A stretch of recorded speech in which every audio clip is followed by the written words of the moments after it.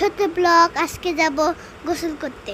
Wow, পানি, crossbar এক, সুন্দর আকাশ, আমরা তিনজন, গরু, ওয়াও পাহাড়, সাগর, সুন্দর যমুনা নদী, ব্যান, চলে আসছি আমরা।